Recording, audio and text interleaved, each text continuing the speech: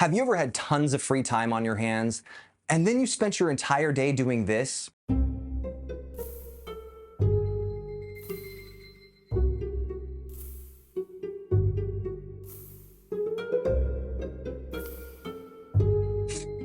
Bro, you seen this shit? Right? Well, the good news is you're not alone. We all do this. And unfortunately, in my case, I'm becoming a zombie to my phone all the damn time. I need to put a stop to that shit today. In fact, instead of becoming a zombie for my phone, I'm gonna kick some zombie butt and play Dead Rising, one of my favorite video games of all time. It's October, it's spooky season, I'm sick, I want to play a video game, I want to chill out and relax, and I don't want to look at my phone. Let's check Dead Rising out and see how it holds up in 2023.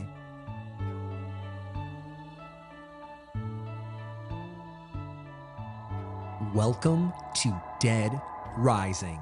Dead Rising is an action survival horror game set in an open sandbox environment.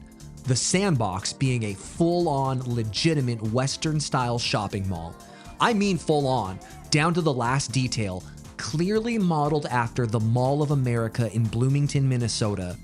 The Willamette Parkview Mall has stores, food courts, multiple levels of shopping, bathrooms, security areas, a parking garage, tunnels, indoor and outdoor environments. It even has a fucking roller coaster. Remember, this was originally an Xbox 360 game, so to have all of this detail and interactivity is just mind-blowing. You play as photojournalist Frank West. You've been tipped off about something very strange going on in the small town of Willamette, Colorado. Your mission is to uncover the truth of what is occurring and expose the greater conspiracy at large to the NPC plebeian dipshits of the world. Frank may not be a battle-hardened super soldier, but you don't go in completely unprepared. In fact, you're packing some heavy hardware. You've got a thick, long telephoto lens that's ready for action. From the moment you dial in that shutter speed till the second you take that first juicy exposure, you're ready to unload on these disgusting zombie hordes like a Simp's bank account on OnlyFans. It's payday with a holiday bonus, baby! Damn. Well, that sounds like fun. So let's talk about the good parts of Dead Rising first. The mall is awesome. One of the best explorable and most interactive video game worlds ever created. The attention to detail in each part of the mall is off the charts. Every store, every item, it all feels like a real, living, breathing mall. Not only is the game rich in detail, but it also has the same level of care given to interaction with the mall itself. Every single store in the game has items you can interact with. So many open world games get this part wrong. Other games may give you a big open world, but it's all empty set dressing. Dead Rising gives you an awesome setting and lets you feel like you're a part of it. The mall is absolutely the most important character in this game, even more so than Frank himself. If the game wasn't set in the mall, you would be missing the ability to have such an insane and diverse cast of characters in one place. All the bosses, the mall is the reason they have congregated in one location, and it makes perfect sense. I mean, as far as video game logic goes. There's only one other place I can think of where you would be able to have such a disparate group of people and make it make sense. The exploration of the mall shines. It's my favorite part of the game. There's just so much to see and do. I've played this game for over 17 years now, good God, and I still find secrets here and there that I've never discovered before. Hunting for the stickers to photograph for fast experience points, finding hidden weapons and items, discovering little shortcuts that completely change how you'll explore the mall. It's so much fun. The simple act of walking around the mall, going into stores, and seeing what they hold for you is fun. You want to grab a skateboard to zoom through zombies before you put on a big stupid Lego head and make an apple pie and orange juice smoothie? Go right ahead. It's all there for you. The dress up, the stupid things you can use as weapons, it's just endlessly fun. The story is well done with excellent characters. The entire cast is fantastic. Capcom somehow bottled lightning while making this game. All the voice acting is top-notch, and the game perfectly encompasses a parallel universe where Hollywood kept making fun 80s horror and action movies with over-the-top personalities. You're one hell of a journalist, aren't you, Frank? A hot-headed, underhanded, hotshot paparazzi with nothing better to do than to invade people's privacy. I try. You got a point? Let's take a moment to give a shout out to Terrence J. Rotolo, doing an excellent job as Frank West here. Fantastic. The man was robbed by Capcom Vancouver, and I will never recognize whatever that bullshit was in Dead Rising 4. Yo, who the fuck is that bitch? One thing I appreciate about Frank is he's not some devilishly handsome superhero, not a battle-hardened soldier, he's not the chosen one. He's just a regular blue-collar guy, and I don't mean that in any negative way. More recently, you've got games like Forspoken, where the main character, Frey, was just some dumpy criminal with literal plot armor magic. Nah, Frank is a dude who's got a skill that he's worked on and crafted for years. He's willing to do whatever it takes to get to the truth without compromising his integrity. Respect. I've covered wars, you know. The bosses, or as the game calls them, psychopaths, are each a little slice of video game perfection. Perhaps not in terms of gameplay mechanics, but character design, absolutely. Every time you walk into an area that triggers a boss cutscene, it's something legitimately special. The characterization and scenarios presented are just so damn good. You get about 16 boss fights in this game, and they all give you a little superb slice of deranged Americana. Name and rank, soldier! The format of Dead Rising is really just Dark Souls before there ever was a Dark or Demon Souls game. I mean, think about it. An open world where you walk into areas that trigger cutscenes which start boss encounters that you probably weren't prepared for and have no idea what the mechanics will be. This eventually leads to opening up shortcuts that loop back around to starting areas and radically change how you can explore the game. I only wish Dead Rising had kept on like this. I really believe it could have had another couple of quality titles before the Western developers ran the franchise through the mud completely. But it is what it is. Dead Rising offers an S-tier, goated explorable world with excellent characters, a captivating story, and it just feels really good to kill the zombies with all the tools you have at your disposal. However, your enjoyment of this game will be much like a candle in the wind, unreliable. Seriously, Dead Rising has a few major issues that are sure to induce a heavy dose of frustration in even the most hardcore of gamer. The level up system is aggravating at first.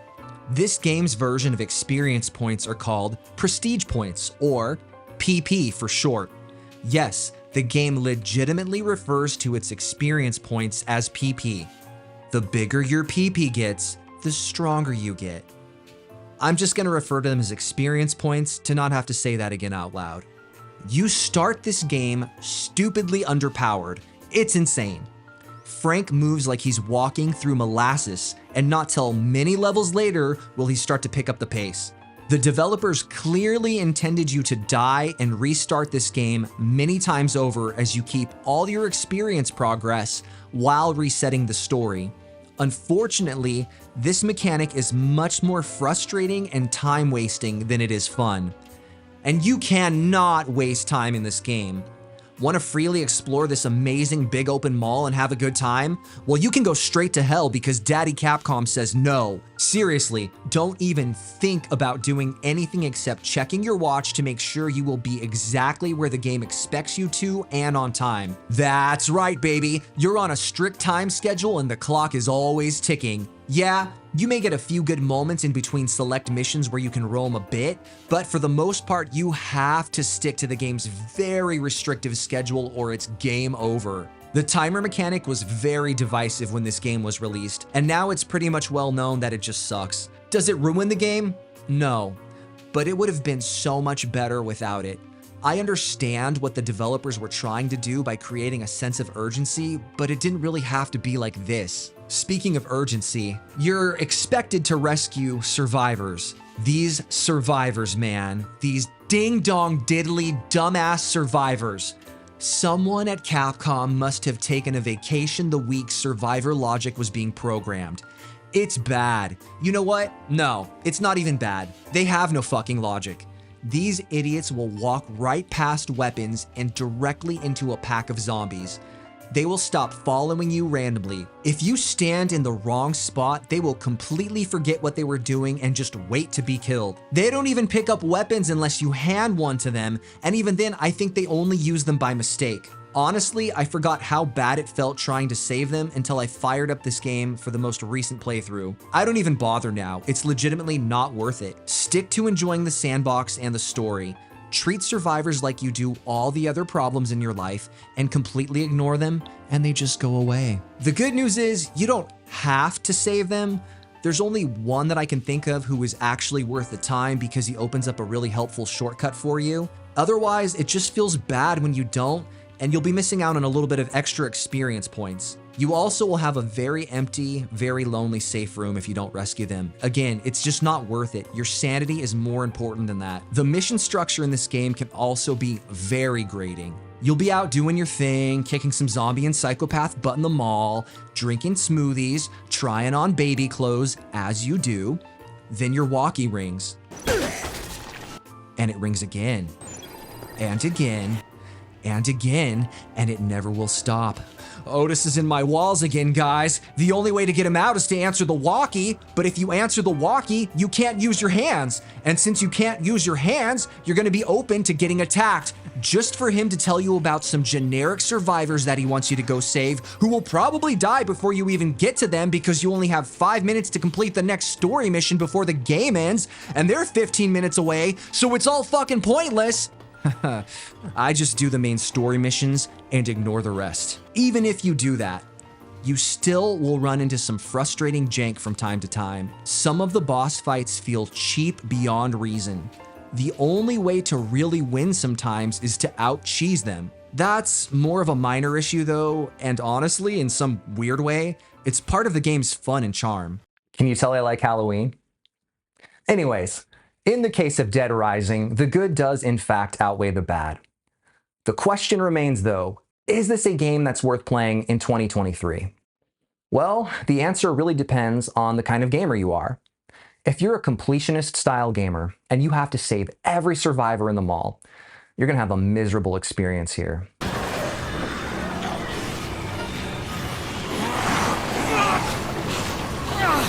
In fact, if that sounds like you, I would outright skip the game entirely. But if you're like me, a fellow video game enjoyer, you can have a blast playing Dead Rising.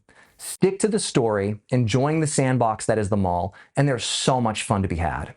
So, what kind of a score should I give Dead Rising? You know, I was really conflicted about that. Had you asked me before I started this review process, I would have told you Dead Rising's an easy 9 out of 10, a classic, every gamer should play it. Being more objective now though, I don't think I could give Dead Rising such a high mark in good conscience. I think in the case of Dead Rising, my objective score is a very respectable 7.5 out of 10. Now that's the score I would give it for most gamers. If you're asking for my personal score, it's still a 9 out of 10 for me. It's legitimately in my top 10 favorite video games of all time, and that hasn't changed. With all of that said, I think me and my son here are done talking about Dead Rising, and we want to get back to playing the game. Isn't that right? Yeah, he knows what's up. Oh, he also says it's 10 out of 10. So, until the next time, guys, happy Halloween, and I'll see you in the next one.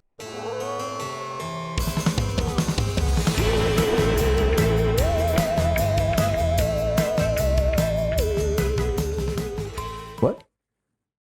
Your mom's gonna get off early? God damn it, I didn't clean the house. Okay, you wanna help me clean? You know, okay, go back to your room then. Go back to your room.